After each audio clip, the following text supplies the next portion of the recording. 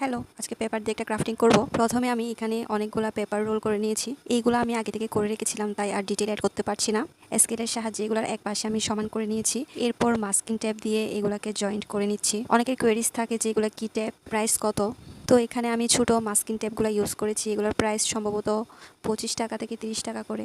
তো এখানে আমি ভালো করে ট্যাপ দিয়ে অ্যাটাচ করে নিয়েছি। এরপর আমি এরকম শেপে কেটে নিয়েছি। এখন এরকম একটা কার্ডবোর্ড নিয়ে এটাতে গ্লু গান দিয়ে আমি অ্যাটাচ করে নিচ্ছি। তো গ্লু গান দিয়ে অ্যাটাচ করার পর বাকি যে অংশটুকু আছে ওইগুলো আমি কেচি দিয়ে কেটে নিয়েছি। এখন এটাতে আমি জ্যাসো অ্যাপ্লাই করে নিচ্ছি। আপনাদের কাছে যদি জ্যাসো না থাকে তাহলে যে কোনো হোয়াইট কালার অ্যাপ্লাই করে নিলেও হবে, অথবা আপনার পছন্দ অনুযায়ী যে কোনো কালার করতে পারেন। তো এরপর আমি নিচে যে ডিজাইনটা করেছিলাম ওটাতে ব্ল্যাক কালার করে নিয়েছি। এখানে ব্ল্যাকের উপর আমি একটু গোল্ডেন কালারের টাচ আপ করে নিয়েছি। ব্ল্যাকের উপর একটু গোল্ডেন ভাইব আসলে খুব কিউট লাগে দেখতে, তাই না? তো এটা রেডি হয়ে গেল। তো চাইলে এটাকে মাল্টিপারপাসে ইউজ করা যাবে।